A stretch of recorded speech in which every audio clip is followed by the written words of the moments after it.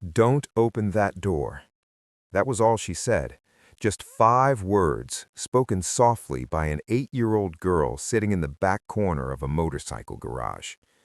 Most people wouldn't have heard her, but Lucas did, and those 5 words changed everything. The garage had been winding down for the night. Wrenches clattered, oil-stained boots echoed on concrete, and a beat-up radio hummed out old rock ballads like it had for years. The place was a second home to the men of the Black Ridge Riders, a tight-knit motorcycle club known less for trouble and more for fixing things that needed fixing: bikes, fences, and sometimes people. It had been a full day. 2 tune-ups, 1 carburetor rebuilt from scratch, and 1 stubborn customer still swearing his bike used to sound tougher.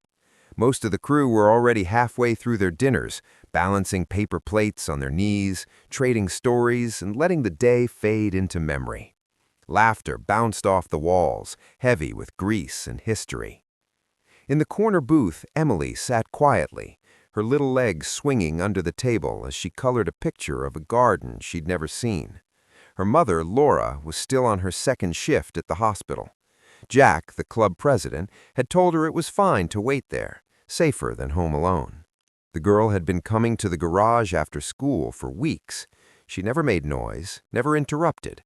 She just drew, listened, and somehow made the entire room feel steadier. Lucas passed by her on his way to grab a beer, the sandwich in his hand, halfway eaten. He glanced down. She didn't look up. She was shading in the corner of a daisy, her eyes narrowed just a little in concentration. Lucas slowed for a second. Something about her stillness had always unsettled him, not in a bad way, just deeply familiar. He reminded him of his niece, Lily, the same kind of quiet, the kind that came from seeing more than a child should. A gust of wind rustled outside, sending a few dry leaves skittering beneath the back door. It rattled once, then again. Most of the guys didn't even notice, or if they did, they figured it was nothing more than the evening breeze creeping through the alley. But Emily did notice. She stopped coloring. Her hand froze mid-stroke. Her eyes shifted, not fast, not panicked, just precise. She looked toward the door and stared. Then, without a word, she slid off the booth and walked toward Lucas. Her steps were small, certain. She tugged at his sleeve gently. He bent down, expecting her to ask for juice, or maybe to use the phone to call her mom. Instead, she whispered something that made the beer in his hand feel suddenly heavy. "Don't open that door." Lucas blinked, leaned in. "What was that?" Her voice didn't waver. "It's not the wind. It's from inside." Lucas didn't move at first. He just stared at her, eyes locking with a face that was far too calm for a child. And that's when the memory hit. His niece, Lily, standing in his kitchen at 9 years old, saying she felt like someone was following her home from school. No one took her seriously. A month later, her backpack was found in a ditch. They never found her. That guilt had lived behind Lucas's ribs for years, and now here was another little girl, same quiet voice, same wide eyes, saying something that no one else heard. He straightened, walked to the center of the room, and raised his hand. "Kill the music," he said, voice low but firm. Jack, mid-bite into a barbecue sandwich, looked confused. "You good?" "Just kill it," Lucas repeated. The radio clicked off. The sudden quiet felt louder than the music had. In that silence, the door rattled again. This time, everyone heard it. But there was something else beneath the sound, something metallic, deliberate, a soft scraping. Lucas walked slowly to the back, the rest of the crew pausing their conversations. He crouched near the door, checked the latch, locked from the outside. He turned back to Jack, who came over with the keyring clipped to his belt. Jack's face didn't show it, but Lucas could feel the tension building in his friend's frame. Something wasn't right. As Jack slid the key into the lock, the room held its breath. The key turned in the lock with a heavy click. Jack opened the door slowly, his hand hovering near the old steel handle like it might bite. At first glance, the storage room behind it looked the way it always did. Stacked oil drums, a few coils of rubber hose, and shelves full of spare parts. But something didn't sit right with Lucas. It was too quiet, too neat. Then he saw them. A pair of sneakers, worn and dirty, barely visible beneath the lowest shelf near the corner. Lucas stepped forward slowly, his fingers brushing the wrench still hanging from the loop on his belt. He didn't say a word, he just moved closer, and as he did, the figure behind the drums came into view. It was a man, crouched low, wearing gray coveralls, hood up, one hand on a laptop, the other gripping a crowbar. He wasn't panicking, he wasn't even trying to run. He just looked up at Lucas, pale-faced and steady, like he'd been waiting to be found. Jack stepped in behind him, his eyes narrowing. Lucas spoke first, quiet and calm. "Get up." The man didn't move. Lucas repeated, slower this time. "Get up." The man finally stood, slowly, the crowbar still dangling in his hand. Lucas reached out and took it from him, almost gently, like disarming a child. More footsteps followed. Ben, Frank, a few others. No shouting, no threats, just a wall of men with crossed arms and silent stares. Jack looked down at the laptop. "What's on there?" The man said, "Nothing you'd understand." Wrong answer. Ben stepped forward, grabbed the man's backpack from the floor, and dumped its contents onto the concrete. Out tumbled 3 burner phones, a crumpled paper map, and a folder thick with printed documents. What they saw next made everyone go still. Photographs, dozens of them. But they weren't random shots, they were deliberate, each one marked with names. And not just names, they were faces the club knew well. Jack's wife watering her plants on the porch, Lucas's mailbox, Ben's daughter playing piano through the window. And in the top right corner of some photos, short words were scribbled, words like routine, exit, and excess. No one said a word. The silence inside the garage was louder than any engine ever fired there. Frank flipped through the folder. These aren't from the alley or street. Some of these were taken up close. Jack turned to the man. "Who are you working for?" Still, the man said nothing. But Ben noticed something under the sleeve of his coveralls, a faint tattoo, worn and faded, but still visible. It was a symbol, the kind issued by only one crew in the state, the Red Serpents, and suddenly it all made sense. 5 years ago, the Black Ridge Riders had severed ties with a former member named Ray Donovan. Greedy, calculating, and dangerous, Ray had tried to skim club funds, reroute parts, and sell contacts to outsiders. When he was caught, he wasn't just kicked out, he was erased, stripped of his patch, his honor, and any path back. He didn't take it well. Lucas clenched his jaw. "You're one of his." Still no reply, but the twitch in the man's cheek was confirmation enough. Then, across the room, Emily spoke. She had been standing near the tool bench the whole time, watching, not afraid, not fidgeting, just observing. "I saw him," she said. Everyone turned. "He was near my school, last week. He was just standing there when the bell rang." Jack walked over slowly. "You're sure, sweetheart?" Emily nodded.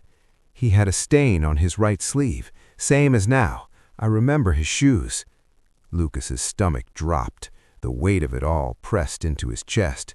"You weren't just hiding," he said, turning to the man. "You were waiting." Still, the man remained silent, but now even his calm had shifted. His hands weren't shaking, but his eyes were searching, calculating. He hadn't expected to be caught this soon. Lucas sat him down on a metal stool, zip-tied his wrists behind his back. The laptop stayed open on the workbench, files flickering across the screen. Most of them were encrypted or labeled in shorthand, but one folder had been left open. A list, dozens of names, Beside each name was an address. A few had notations. Spouse, home by 4. Garage, back door unsecured. Child, pickup time 3:15. Lucas called everyone closer. They weren't just watching us, he said. They were tracking our families, our habits, our weak spots. Ben leaned in, eyes scanning the names. This is recon, full-blown surveillance. They were preparing something. And Jack, quiet until then, said what everyone was thinking. This wasn't about breaking in. This was about breaking us down. Lucas looked across the room at Emily. She had returned to her booth, but wasn't coloring anymore. She was still watching, and for the second time that night, her eyes held the kind of clarity that grown men often missed. As the silence thickened around them, Ben dug deeper into the man's backpack. A second zipper, nearly hidden inside the lining, opened to reveal another burner phone, newer, cheaper, and outfitted with a custom plastic case. The screen was locked, but jammed between the case and the battery was something else, a small slip of paper, folded twice. Ben unfolded it slowly. It was a photograph. Not surveillance style, no timestamps, no camera angles, just a picture printed on regular paper from a home printer. It showed a school playground, dozens of children in motion blur. But in one corner, perfectly in focus, was Emily. She was crouched by the monkey bars, her backpack beside her. Her head was tilted down, drawing in the dirt. She clearly didn't know anyone had been watching. Jack's hand curled into a fist. You followed her. The man still didn't speak. Frank stepped forward and pointed to a shadow at the edge of the photo, a partial hand holding the camera. Tattooed across the wrist was a stylized wing, scarred, not inked, branded. Lucas felt his stomach tighten. That mark was not just decorative, it was the signature of Ray Donovan's patched-over crew. The Red Serpents didn't just recruit, they indoctrinated. Ben looked at the man on the stool. So this is what 5 years gets us? A Cold War no one asked for? The man gave the faintest twitch of a smile. Not amusement, not regret, just confirmation. Lucas turned and stepped outside for a moment, needing air. The sun had dipped past the rooftops, streaking the sky in burnt orange. It should have felt like the end of the day, but it didn't. Not when you knew someone had been watching your people, your kids, your club. Inside, Jack was already calling contacts, people who could ask quiet questions without drawing attention. He knew Ray's style. He didn't kick in doors. He poisoned the air, then waited for others to turn on each other. Ray believed in optics, in setting the scene so that when the blow landed, it looked like your fault. This wasn't revenge. It was manipulation, and it had almost worked. Then locked the backpack in a cabinet. Frank stood near the door, arms crossed. Lucas came back in, rubbing the back of his neck.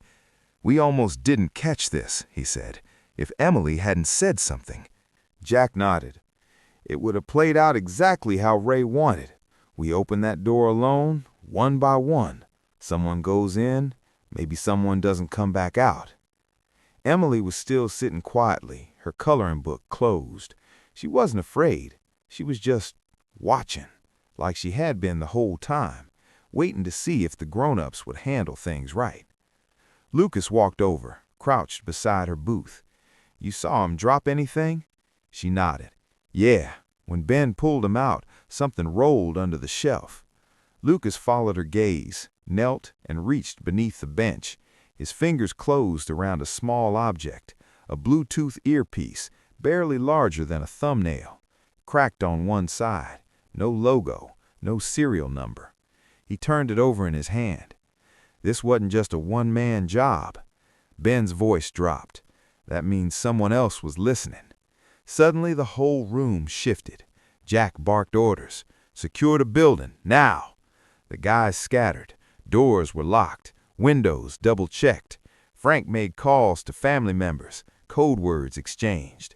Lucas reached for the old CB radio in the corner, switched it to the emergency channel, and sent a coded alert. A few minutes later, Ben's phone buzzed. He read the message and went pale. Someone was spotted near the payphone at the gas station on 8th and Layton. Gray hoodie, motorcycle boots. Took off when asked questions. Lucas growled under his breath. Same boots as this guy. They were testing us, Jack said. Testing response time, testing communication, seeing how fast we move when something shakes the tree. Ben opened the folder again. One photo caught his eye. The garage from the back alley. It had a timestamp from 3 weeks earlier, but in the reflection of the window, barely visible, was a second figure. Taller, still, watching.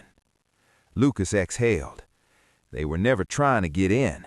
They were already inside. Jack looked at the laptop still open on the workbench.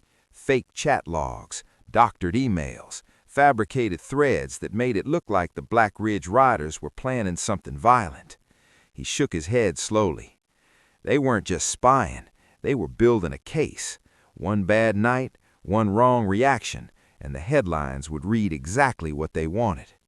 Lucas leaned back against the wall, eyes on the man still tied to the stool.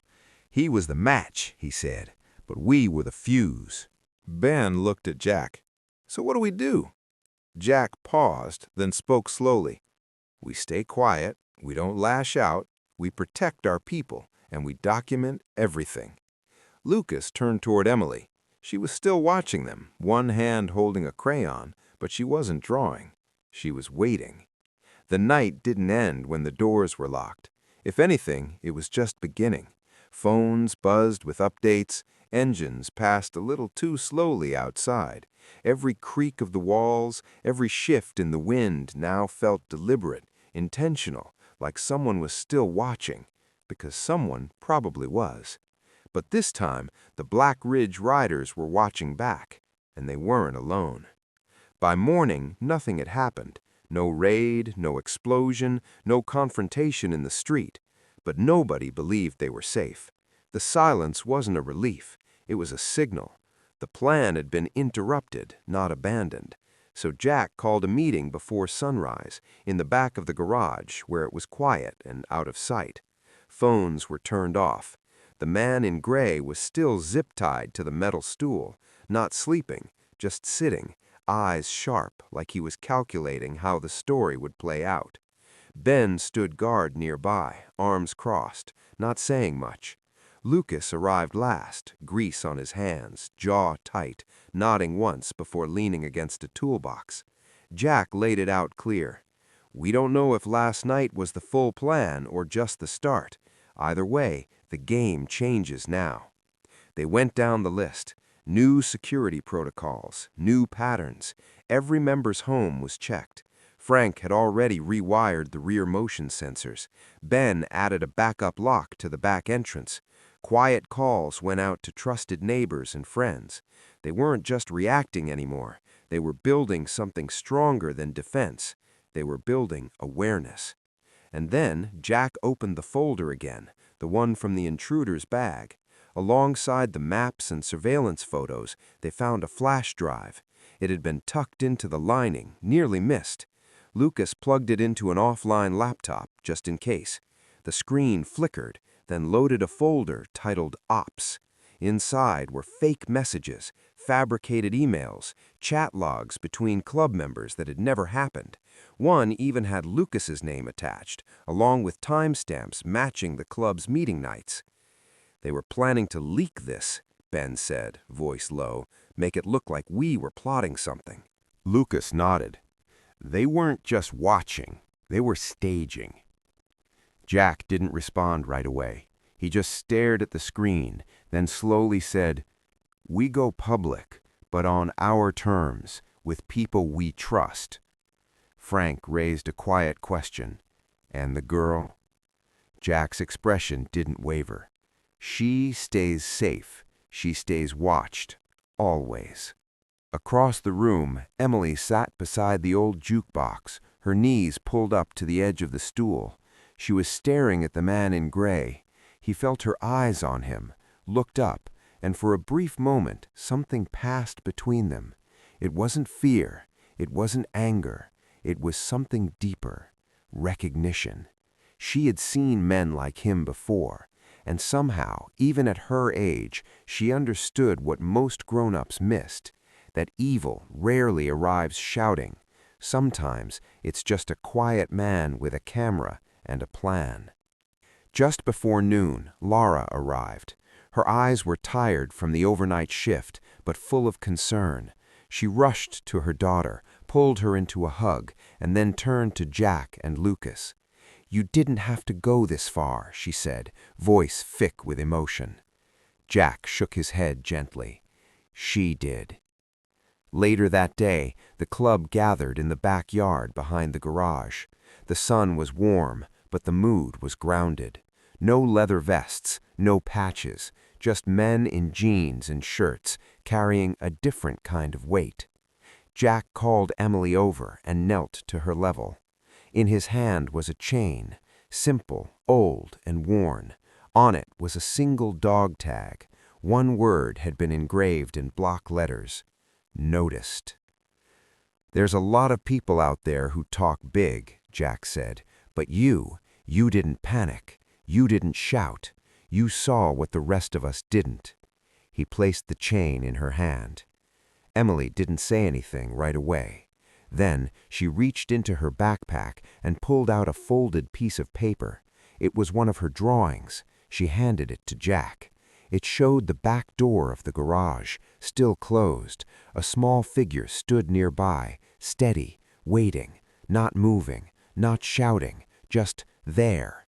She had drawn it before anyone opened that door, before anyone else saw the danger. Jack looked at it for a long time, then nodded. "We're going to fix more than bikes from now on."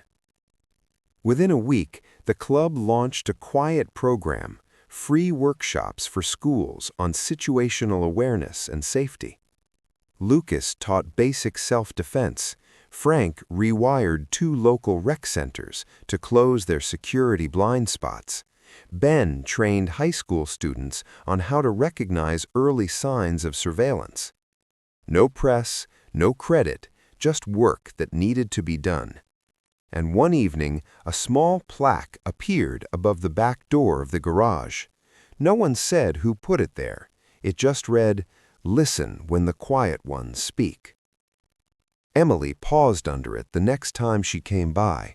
She looked up, then walked inside like she had always belonged there.